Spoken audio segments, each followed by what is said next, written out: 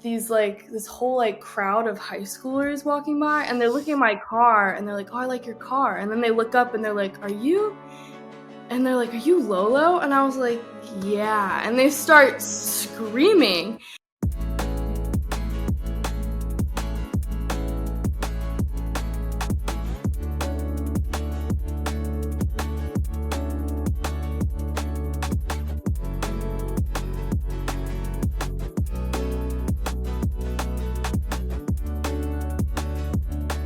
All right, for Pretty Big Place today, we want to welcome Lolo Fitzmo. We're super hyped to have you on, and we got a lot to dive into. So are you ready to get to it? Yes, thank you for having me.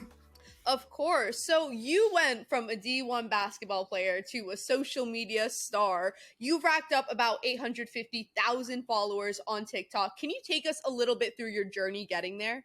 Yes, from the beginning. Yeah, just to like kind of like your switch into social media from like leaving the sport you love to like, incorporating Yeah. that into, your content. Yeah, so it actually started because a day after graduation, I was asked to be in this YouTube video just for money. I was asked if I wanted to make some money because they needed female hoopers in the YouTube video. And it turned out to be AMP, which of course is really big now. I didn't know who they were then.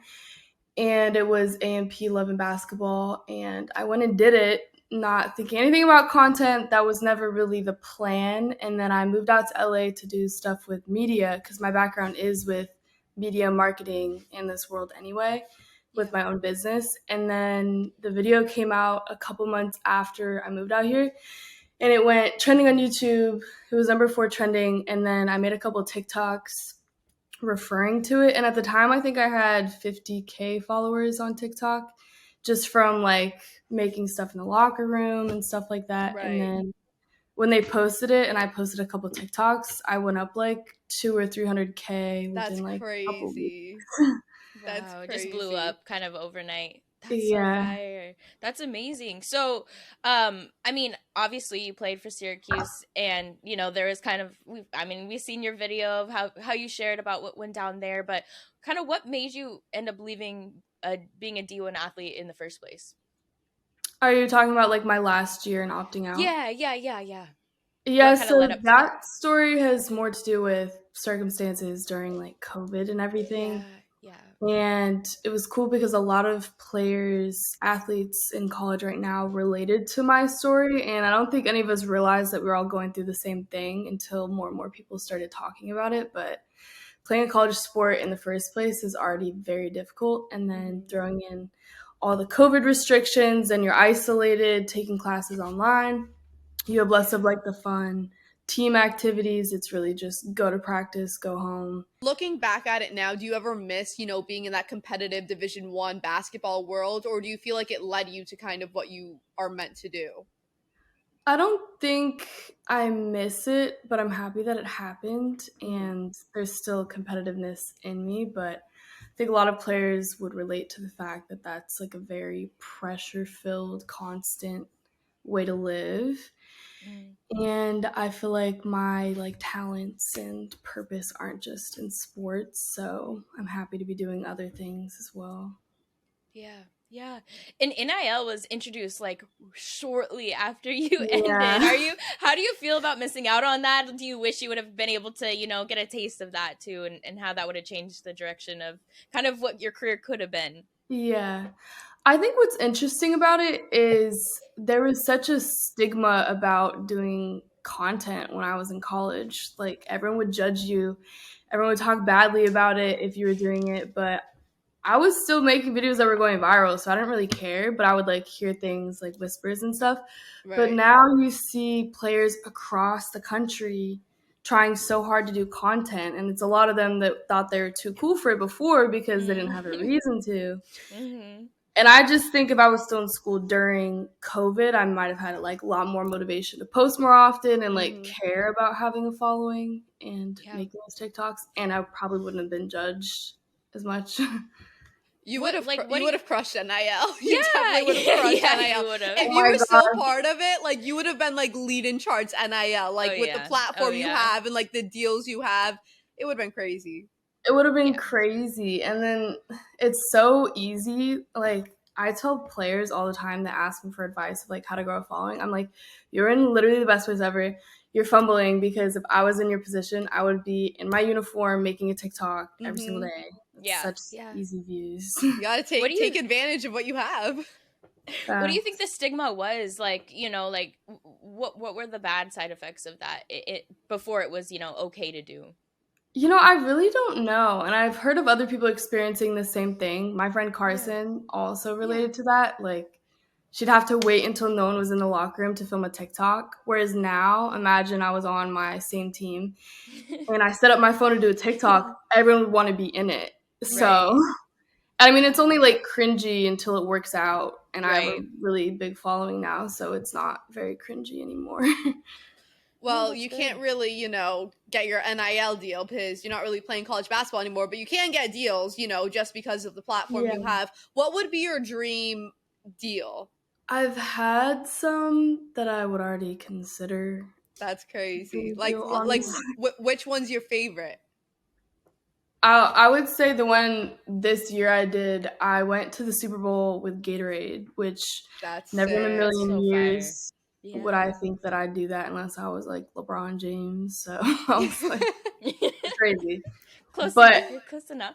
one brand deal in general that I still have something would that be a dream or cool, it would be to be like in Times Square for something, like be in a big ad somewhere, or maybe Yeah. somewhere on like the Sunset Strip in LA, like Yeah, something like on a that. billboard, that'd be sick. Yeah, that would be cool.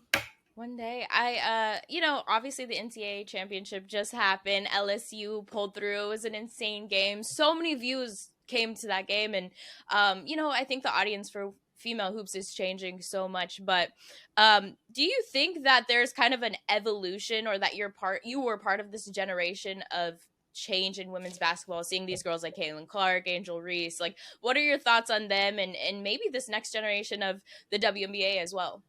I'm glad you asked this because I have been talking about it so much the last couple of months because never in my lifetime did I think there would be positive comments under Mm-hmm. posts on House of Highlights about women's sports. Like, you Right? scroll through it and they're all gassing her up. And for years, I've been telling anyone that will listen, like all my male friends, family members, that female sports are so much more marketable in the marketing side because women show their personalities a little more on social media.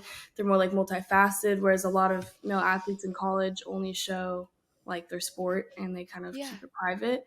Yeah. So I've been waiting for this to happen. I just didn't think it happened so quickly. And it's just so cool to see. And all it took, like, there really just needed to be better marketing and hype around the sport because the sport has always been good and the younger players are getting better and better, but Yeah. people just needed to see it. And I think TikTok has also played a huge part in growing female sports the last couple of years. How do you Absolutely. think players like Angel Reese and Caitlin Clark are going to change, women's sports in full? Well, I think they're doing what women have like shied away from doing for years because we always complain that women get called for texts more often. And instead of like changing how they play, they just kept like pushing that boundary, I think. And it's made the sport really exciting and they just didn't care. And then eventually I think the game had to like move along with them and stop calling text because now all the players are playing with a little more like personality and celebrating and stuff. Right. Yeah. I recently got put onto Edge Boost and it's completely transforming my betting game. Let me tell you, this is the world's first bet now, pay later program that, unlike credit cards, has zero interest. How does it work? Let's say you're feeling great about this weekend's game, but wish you had an extra $100 to bet. Simply set up your Edge account now whenever you want to double down on a bet. Deposit into your virtual card and Edge will match your deposit. Simple. Head over to the link in the description, double down, and double your winnings with Edge Boost. As they should. I mean, that's what makes the game interesting. I always find it funny when the league calls all these calls, but then complain about, losing out on certain opportunities. Like, you make money from the drama. So I don't understand why you Yes. complain about it. So I love to see that kind of leaking into women's hoops as well. But yeah, those two especially, but all these girls that are up and coming. I mean, Aaliyah Boston's going to, the WNBA. There's so many girls heading in, and it's exciting to see them pairing up with vets and kind of taking from their experience, but also bringing in their own charisma with all their social media following suit, right? They bring all that audience Yeah. with them, and it's just so special. But you obviously have quite a big following, and I was just wondering, what's the most shocking celebrity that's ever been in your DMs or, followed you on Twitter? Is there anybody that you're like, holy crap, like this is insane? Well, recently I did this video that went pretty viral where we dressed up as nurses and went to go play basketball at LA Fitness. Okay. And it went so viral, I got some like random DMs saying like, I bet you can't beat me 1v1 or like stuff like that. And Yeah. Snoop Dogg reposted the video. That's crazy. Yeah. You made it. You made it. That's so funny. Yes, crazy. I But mean, I don't want to say like names because I don't think it's a big deal to say like I would beat you 1v1, Yeah. but it was some like older like NBA players and stuff.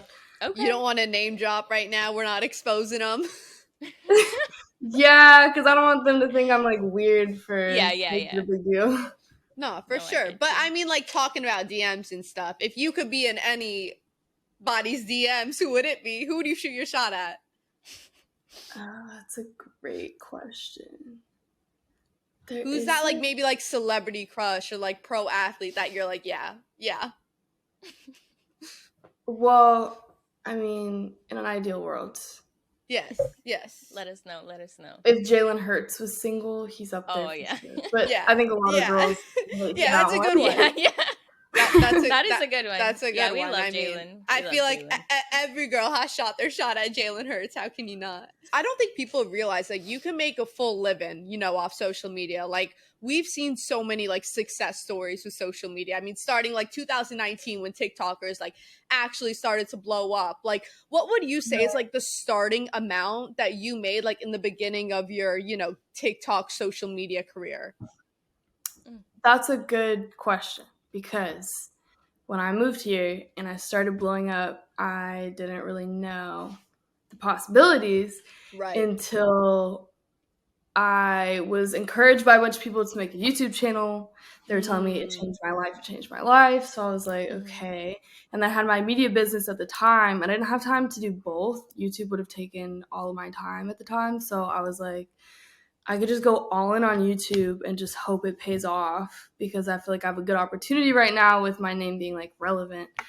Yeah. So for a full month, I did like straight YouTube and pulled a bunch of all-nighters. And then I got monetized after my first 2 videos. And then the next paycheck from YouTube paid my rent, which was that's crazy. $8,000. So it was like fire. The first month.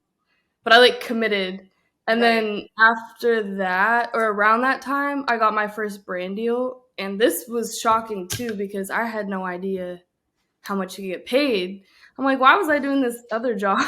My first brand deal was $1,500, which at the time for me was like, of course. insane. Especially when you took that risk, you stopped doing like what you were doing and you're like, I'm gonna full force go into this, and obviously it's working out, it succeeded. And now it's like, your job is, content creation and like, incorporating things that you love into videos you make, which is really cool for like people to see, because you started this like when you were still, your TikTok page, like you started it kind of like still playing like competitive basketball. So it's like your followers like were with you, through your whole growth and everything, and you started from there and now you're here, which is a really cool story. Thank you. Yeah. And I mean, you're in LA, right? Yes. You moved out. Okay, so I know so many people to follow their dream, whether it's sports or social media or whatever, aspect of life they're trying to pursue. But moving to LA, being in the spotlight, being in the public eye, that can have an effect on your mental health as well, right? And it can be difficult. I don't know if you deal with paparazzi. I'm sure at some events, maybe people are coming up to you. I don't know what that's like, but share a little bit on how you kind of keep a balance, prioritize yourself and your mind over trying to balance all of these other things as well. I think everyone has to go through this like crazy up and down before they figure it out, because Yeah. you're not used to having so much like noise and input on your entire life. And I feel like it can mess with like your perception of yourself. So I feel like it took me like a year of ups and downs to kind of get to a good baseline. And I don't really know how I did it, but it took a while. I feel like I just had to have a really strong foundation of who I was and always Yeah. like post as myself and not post for like a reaction or for likes or care about what people say. I have had some weird like run-ins with fans in LA though. What's like a Like- crazy story with the fan Yeah. that you've had? This is my go-to for this question. So, like a year ago, I was on a first date with this guy and we went and got ice cream. And as we're walking back to my car, he's walking to my car, I was explaining to him how I keep things like very, very private because somewhat recently I had been in a really public breakup and I was just Right. never wanted to like really be in that way. But I needed to say that because a lot of my comments and videos on the internet were still talking about it. So I didn't want him to be Right. like caught off guard. Like, So I was like, yeah, just, yeah. kept it super vague, right? Because I didn't want him to know the whole everything. Right. I get to the car and see these like this whole like crowd of high schoolers walking by and they're looking at my car and they're like, oh, I like your car. And then they look up and they're like, are you Lolo? And I was like, yeah. And they start screaming. And they're screaming like, oh, she's so-and-so's ex. Oh my gosh. Like, No. explaining the drama. Bro. And they're like, can we take a picture? And I'm like, okay. Like, it literally like a sea like took me away. And I'm like trying to take pictures with them as they're like yelling all of my drama to the world and this guy. On a first date? That's crazy. And Yo, he's where's- over there. We're like separated. And I don't know what they're telling him, but I'm like, oh my gosh, this is so bad. And apparently this girl was like, we like you a lot better than her ex, but you have to treat her really well because this is what happened in their last relationship. Like, told him the whole thing. And then they're like, what? it was so crazy. These No, are high those kids schoolers. are crazy for that. They are crazy, And I dude. was like, there's no way this is happening right now.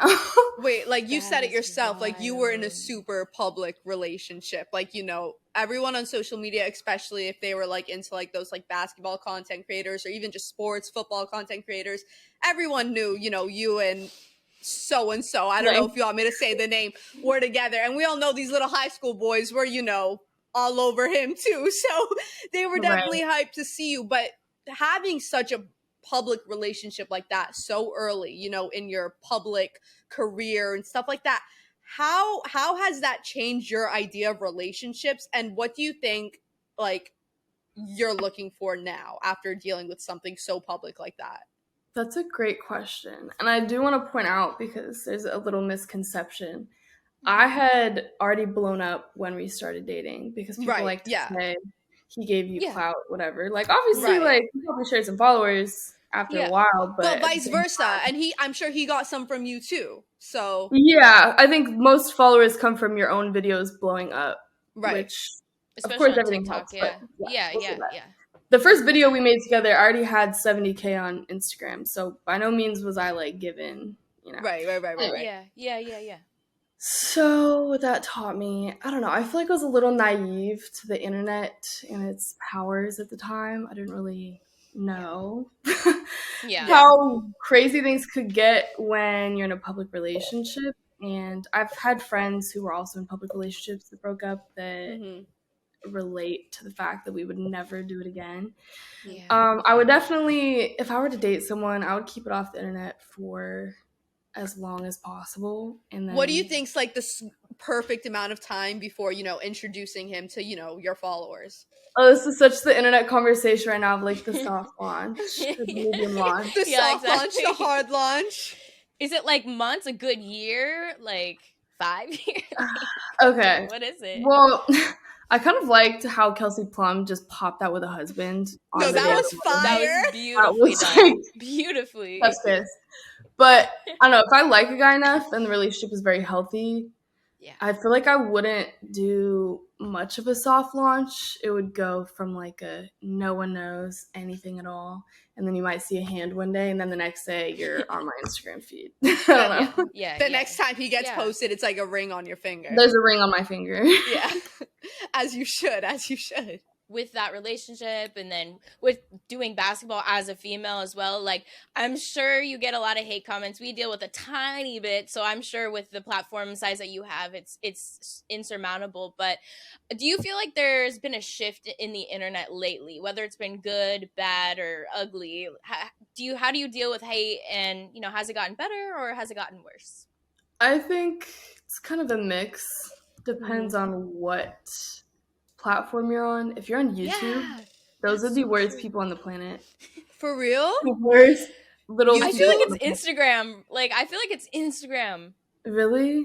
It's, but you know what it is? The reason the internet, I feel like, has these little hate people right now is because it's only in recent years that videos could go like super viral. So these aren't your followers. There's like all these random people watching it and they don't really care. That's true. But YouTube is insane. Like, they will talk about ending my life and like all these graphic, terrible things. And I'm crazy. Like, what? This is wild. That's crazy. But YouTube, that's actually terrible. YouTube, you don't even have a profile. If you don't post on YouTube, you're just your videos. You're just there. Yeah. Wow. That's crazy. That is true. A lot of people hide behind, that fake profile photo or whatever on YouTube. And I guess you get more of a feel on YouTube than you're going to get anywhere else. So maybe people start, I don't know, maybe they get more. But I've definitely noticed that I've seen Instagram can be a little bit crazier just because I think the typical people, the audience is a lot older versus TikTok. I feel like TikTok can be one of the best. Like, there's still haters on there, but it's difficult. Oh, to finish the question from before, I think overall I have pretty positive comments relatively, which I'm very happy about. Good. I've tried to build a good brand that doesn't represent things that I don't stand for. So I feel like people kind of back that up well. Yeah, I mean, obviously also being a female that plays basketball with other guys and stuff, you're always gonna get, those little 12-year-old boys being like, why are you playing basketball? You're like, come on now. They say don't meet your idol, right? Because maybe your expectations will change. Has there ever been a TikToker or social media person you met that was like a really upsetting or rude encounter, or have they all been pretty true to what you'd expect? Okay, I'll bring up two situations. One of them, many TikTokers are very weird and entitled young people because they're 17, 18, moving to LA with money and haven't had a lot of life experiences to talk about anything that interesting.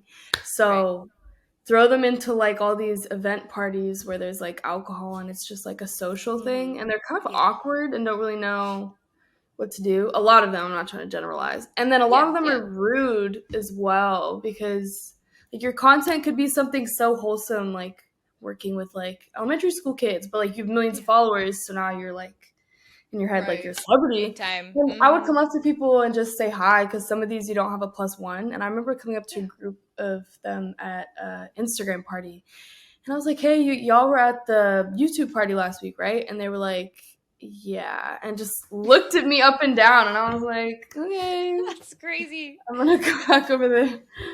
Oh, yeah, I don't know how you deal with it. I mean, of course, generalizing isn't the right way. We don't want to generalize, like you said, but there's plenty of good ones. I feel like it must be difficult being 17, 18 and coming to all that fame and trying to deal with it, and you don't even know yourself at that age, not 100%, right? So I'm so glad I didn't have a platform at that age. I would have been in shambles. Oh yeah, no, that's crazy. It's still imagine still being in high school and all this money's coming in, all these followers are coming in. How do you even control that? And a lot of the times they don't have managers or agents or someone controlling that, so it's their parents don't know much about social media, so they're kind of just thrown into the deep end, and then it gets to their head. So then and we've seen it so much, especially since TikTok started blowing up, these kids just from high school just skyrocket. It was crazy. No, but I actually do want to ask you kind of before we get into more of your content and a couple more opinion questions. during your time at Syracuse, you did endure some difficult times, you know, under your coach and with your coach. Do you have any advice to girls that are maybe dealing with, you know, something like that? And I want to know, what do you think is okay to put up with from your coach, and what do you think is not okay to put up with from your coach? Great question. So, looking back at my experience, I think I could have transferred pretty early on, but I took the path of like sticking with it, hoping that it would have a payoff because I feel like I'm a really hard worker and I worked really hard the whole 4 years. So, I was hoping that would work in my favor, but I think basketball wise, I could have been really successful somewhere else. And there does come a time where you need to make that decision to differentiate those two things. But I would say advice on being in a tough situation is, in most cases, it's really tough playing at any D1 school, and a lot of D1 coaches are a certain kind of person, and a lot of them have a lot of like fire energy, and it might be similar in a lot of places. I had a lot of teammates who did transfer and got the same thing at maybe 2 more schools and kept transferring. So that was part of why I stayed. So it's such a toss up, but I will say if your mental health is at stake, you should go. Yeah. Because some schools take care of it a lot better than others. My friend transferred. I played with a girl at Syracuse my freshman year. She went to Minnesota, and then she ended up at USC this past year in LA. So we got to hang out all year. It was amazing because reconnected. Awesome, yeah.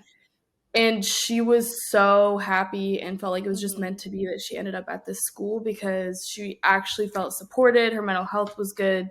And she didn't find that at her other schools, so it is possible. Yeah, I feel like there might be a difference between like coaches being fired up and trying to kind of weed out the people that maybe aren't going to be able to stick it through and then just going too far. So yeah, I'm sorry you had to deal with that. That's tough. I hope you were able to grow through that period of time, and yeah, I hope that, you know, other women that deal with this can see the red flags and choose to do what to do from there. But okay, Lolo. So I know you're in the Creator League, and I know you're playing with all the girls. I love watching your guys' videos, especially the skills challenges. They're so funny. But I want you to rate these 5 creators on a scale of 1 to 5 on their basketball skill. Can you do that? Are you gonna be allowed to do that? Okay. We'll see. Okay, if you can do it. Okay, we got Jenna, we got Allie, we got Pika, we got Steph, and we got Carson. 1 through 5 on their basketball skill. So I'm ranking them as players. Yes, like, as players. Yeah. Okay, number 1, I'm going to put, and I'm going to make this very unbiased. And I'm going to also factor in like athleticism. Yeah. All around. Yeah, I'm going to put Bree at number 1. Okay. I'm going to put Carson at number 2 because not only did she have experience playing basketball in college and did really well, she's extremely athletic. And I don't know. If y'all saw her do this alley-oop challenge that we did at the Highlight House, you would agree with me. She's very athletic. Yeah. And then third, I'd put Jenna. And then I'd put Allie. Okay. And then Pika. And then Stefania. Okay. All right. Fire. Without bias. Fire. Yeah. All right, no, I like it. No bias. I like it because I don't know from the outside. Are you closest with like Carson? Like she's like your girl. Yeah. That's probably my closest Carson. LA friend. Really? Yeah, no, she's dope. She's dope. Wait, I do want to kind of touch on college one last time. Did you have any crazy recruiting stories, you know, going into Syracuse? For myself personally? Yes. I wouldn't say that, but I thought you were going to ask if there was recruits that came that was interesting stories. Oh, you can share that too. That also. If you have one. I do have one. Angel Reese came to Syracuse for a visit when I was there, and that's it. Yeah, and I remember a coach was like, "She's like a lot, like not about it. He's like, she's a lot of energy. Yeah. So like, just do whatever she wants to do." That's the Bayou Barbie. Yeah. And no, like literally very on brand. We pre-gamed, we went to a party, and obviously we're not drinking or anything like that. But she Right, was right. just having the time of her life, like in the middle of dancing. Pre-game, just at our apartment was just us and like listening to music, and she Yeah. was like dance routines, dancing in I the middle. love it. Went to a party, so she was just like so much fun and like very positive energy. So Yeah. then she ended up Yeah. going to Maryland, but Yeah, right. And then now a look at fun her trip. now. Yeah. Aw, that's She great. definitely had her journey, but it ended up being good because she's a national champion now. And I feel like I watched her blow up this year. I was just so like happy from afar. I was like, yes. Yeah. It's happened so crazy quickly. how quickly, Angel Reese and Flau'jae Johnson and even Caitlin Clark, but those LSU girls, the amount of followers they gained over just March Madness was Right. crazy. Wild. Like when I would just like Yeah. go to their Instagram, go to their TikTok, like hundreds of thousands just over a couple days. I mean, it's kind of similar. Like you felt something like that, like overnight you're getting like 100,000 Yeah. followers. And you're like, where the heck did this come from? But it's so crazy to see like now that like especially for women in college basketball, like with NIL and the platforms they have, like how quickly I feel like women's basketball is progressing just because of NIL and these girls like finally being in the spotlight. Yeah. And the controversy I feel like was like the best thing for it to happen. Oh my gosh, exactly. Like I know a lot of people were like very against it and stuff, but I'm like, this is just another step for women's basketball in the right direction. Like we see it every day in the men's basketball game, like guys taunting each other and making fun of each other. Happens one time in female basketball and the whole world's like upside down. Crumbles. It was the craziest thing to see, but it was needed because we're gonna start seeing it a lot more. Yes. Yeah. And I think in WNBA people will start being more comfortable doing stuff like that now too. Definitely. And then just take the tech, because that's kind of what Angel was doing. Was she was just accepting the tech, like she was going to celebrate regardless. And I loved it because when I was in college, my point guard on my team, I remember a specific time she was going off that game. I think she had 44 points, like tied the record for Syracuse. And she just made an and one layup and just like screamed. She's like, yeah. And then they gave her a tech, and our coach gave her this whole, like, he was so mad at her and stuff. And I remember her saying, like, the boys are all the time, like, it's so stupid. And he's like, oh, well, you just have to, like, go with how the rules are. But that's dumb. That's crazy. No, let's change the rules. Let's change them. Yeah. All right. Well, obviously, you were talking a little bit about YouTube earlier and how, you took your content from TikTok, but you made it so much more on YouTube. Tell me your favorite skit that you have done ever. Like, you always do these fun videos. Tell me your favorite video that you have done and just explain kind of why it's your favorite. So, favorite one that I did was dressing up as a boy and going to... I knew it. Oh, that's everyone's favorite video. That's everyone's favorite video. Well, for one, it went so viral, but also as I was editing it, I knew how viral it was going to go. Like, I could just sense it when I'm editing, because I really like editing.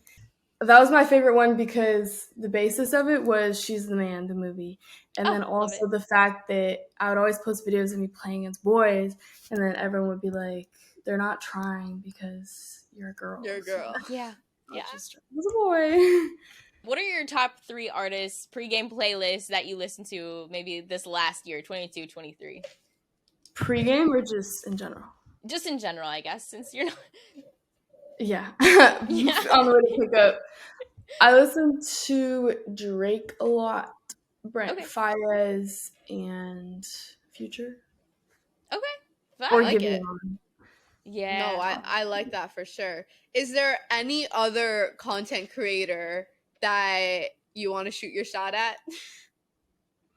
Romantically, or just someone that like you want to collab with? Yeah. I would love to collab with some of the men that are like the top, like funny ones that do skits and stuff, and do something women's basketball related. Like if I could help them shine a light on women's basketball. One of them that I always watched was Gideon, because he's he's the best. Dude, he's so funny. Like he's so outlandish in the stuff he does, but it's so funny. We need that collaboration right now. So it'd be so cool if there was like I don't know, if I could help someone do some cool women's basketball content after this whole women's basketball era has started. Yeah, well, Okay. actually, you mentioned even like you played with a lot of boys. Do you have advice to give girls that, just like have to play with boys just because they want to, get a game in? I think you should because it makes you better. They play different. You have to react different. Their arms are longer sometimes. They might be jumping higher than the girls your age. So I think it's really beneficial growing up.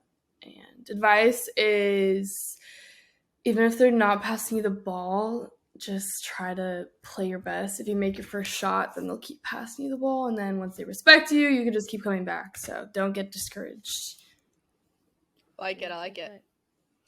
Okay, I think we did everything. Do we have any last questions, Diary? Any final thoughts? No, I don't think so. I think we covered pretty much all of it. We just want to thank you so much for, coming on the podcast. I'm sure you had a busy day and you made time for us, so which is really cool. And we got some good stuff out of you. We got some crazy stories out of you that we are definitely excited to get to. So just thanks for hopping on. Thank you. Thank you for having me as well. Appreciate you, Lolo. Thank you.